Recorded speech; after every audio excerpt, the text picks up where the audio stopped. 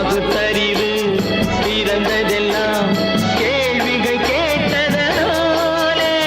வணக்கம், நான் லோகேஷ் பேசுகிறேன் திருவள்ளூர்லேருந்து. தமிழுக்கு முழுக்க பள்ளிகள் திறந்து கிட்டத்தட்ட 2 மாதம் ஆக போகுது.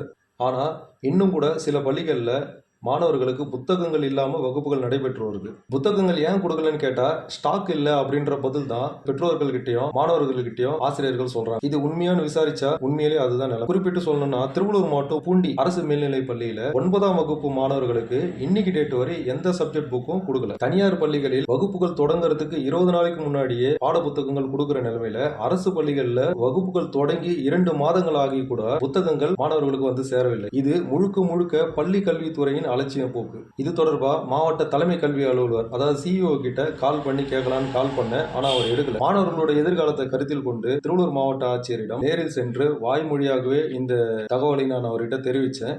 ஆனா அப்படியெல்லாம் இருக்காது, நான் சிஇஓ கிட்ட பேசுகிறேன் அப்படின்னு சொல்லி ஒரே வரியில அவர் முடிச்சிட்டாரு. நான் விசாரிச்ச வகையில அந்த ஒரு பள்ளி மட்டும் இல்ல, திருவள்ளூர் மாவட்டத்துல பல பள்ளிகள்ல இந்த நிலைமை தான் நீடிச்சுட்டு வருது. ஃபர்ஸ்ட் மிட் டர்ம் டெஸ்ட் வர 23ஆம் தேதியிலிருந்து ஸ்டார்ட் ஆகுது. மாணவர்கள் தேர்வுக்கு எப்படி படிப்பாங்க, எப்படி தேர்வு எதிர்கொள்வாங்க? இதனால மாணவர்களுக்கு ஒரு அச்ச உணர்வு ஏற்படுது. மாவட்ட ஆட்சியருக்கும் பள்ளி கல்வித்துறையை சேர்ந்த சில உயர் அதிகாரிகளுக்கும் ஷேர் பண்ணியிருக்கேன். இதுக்கு தகுந்த நடவடிக்கை எடுப்பாங்கன்னு நினைக்கிறேன். நன்றி.